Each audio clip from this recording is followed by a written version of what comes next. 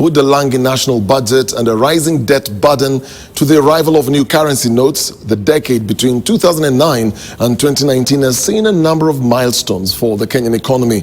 Julian Samboko now walks us through some of the highlights which have shaped the economy over the last 10 years, with a particular focus on fiscal and monetary policy.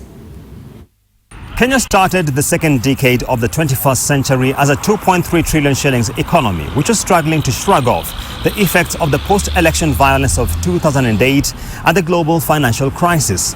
Now, 10 years later, the economy has more than tripled in size to 8.9 trillion shillings, with growth as high as 6.3%. Now, I should mention that this takes into consideration the rebasing of the economy in June 2014, which scaled up its size by as much as 25%. But how exactly will Kenyans remember this decade from an economic standpoint? Let's take a look at some of the thematic issues which are bound to shape ideas. The decade between 2009 and 2019 began with Uhuru Kenyatta as finance minister and ends with him as president on his second and last term. His first budget speech was tabled on the 11th of June 2009 and was a 790 billion shilling spending plan themed overcoming today's challenges for a better Kenya tomorrow. Over the last decade, the size of the budget has grown from the 790 billion shilling spending plan to the 3 trillion shillings table for the present financial year, as the country has sought to meet its growing appetite for expanding infrastructure, a surging public sector wage bill, and a rising demand for social safety nets. Over this period, the proportion of the budget taken up by recurrent expenditure, which is expenditure on goods and services which does not result in the acquisition of fixed assets, has moved from 76.5% in 2009 to a little over 80% presently. With this fast rising expenditure over the last 10 years, the government has been under immense pressure to pull up its socks as far as mobilization of tax revenue is concerned. Now, Kenyans will remember the last decade for a raft of tax policy measures which aimed at helping the government to bridge the deficit it encounters every year on year. Notably, Kenyans are bound to remember the reintroduction of VAT on petroleum products following the VAT Act of 2013, as well as the introduction of presumptive tax in January 2019 as the government looks to rope in the many small and medium-sized businesses into the tax base. At the start of this decade, the Kenya Revenue Authority raised 524 billion shillings in tax revenue, with 22% of this amount raked in from pay as you earn. 10 years later, the Kenya Revenue Authority is raising in the order of 1.6 trillion shillings in tax revenue, even as the headache of expanding the tax base to rope in the vast informal economy continues to be the elephant in the room. With tax revenue falling far below the country's expenditure outlay, Kenya's appetite for debt could only have risen over the last decade. This decade will be remembered as the one in which Kenya secured its first Eurobond in June 2014, raising $2.75 billion between June and December the same year. The country has since returned to the international capital markets to raise more foreign currency denominated debt. In 2009, Kenya's stock of public debt stood at 1.2 trillion shillings, which was split almost equally between domestic and foreign debt.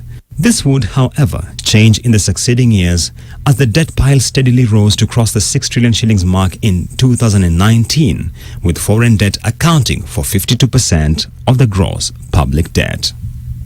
It will be worth remembering that it was in 2019 that both the Senate and the National Assembly gave a green light for an amendment to the country's public finance management framework, effectively revising the country's debt ceiling from the previous 50% of gross domestic product to a nominal figure of 9 trillion shillings. History will be the judge of the wisdom or the folly in this move by the legislators.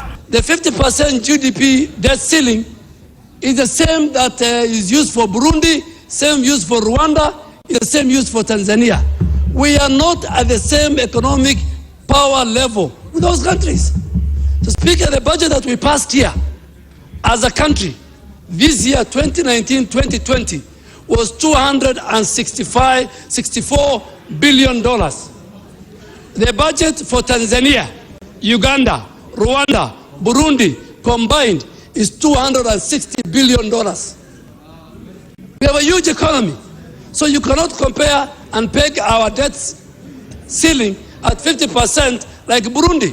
In principle, is not a bad idea. However, we have got to ask ourselves questions. What would happen if for example, inflation was to skyrocket in this country and therefore our GDP fell, given our current level of debt? If we were to reconvert to the ratio basis, you would obviously be over-leveraged.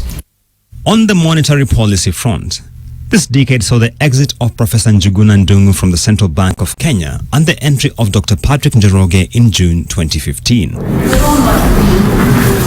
Dr. Njoroge would receive a baptism of fire, with the Imperial Bank being placed under receivership in October the same year, after which Chase Bank would soon fall into similar headwinds in quick succession, being placed under receivership in April 2016. The challenges in the banking sector stability notwithstanding, this decade will be remembered as the one in which the Central Bank of Kenya reined in on high inflation, taming it below the target ceiling of 7.5% for the better part of the decade. The annual rate of inflation stood at its lowest point in 2018, when it averaged 4.8%, down from a high of 14% in 2011. On the currency front, this decade has seen the demonetisation of the old series 1,000 shillings note, which took place between June and the end of September 2019. The exercise saw 7.4 billion shillings worth of old series notes rendered worthless as the central bank sought to tighten the noose on illicit cash in the economy. As far as the value of the shilling is concerned, the Kenya shilling is today exchanging to the US dollar at about 102 units compared to the 77.3 units in 2009. Effectively, the local currency has shed about 32% of its value over the last 10 years. The tail end of this decade has also seen intense debate as to whether the shilling is fairly valued or not, with the central bank rebuffing critique from players such as the International Monetary Fund that have claimed the shilling is overvalued. To their delight, Kenyans wrap up the decade with an economy which is growing relatively fast, inflation which has been kept broadly in check, and a currency which by regional standards has been markedly stable. Still, questions about a deteriorating debt position, pervasive unemployment, and failure by the growth dividends to trickle to the bottom of the pyramid are bound to shape public debate going into the next decade. Julian Amboko, NTV.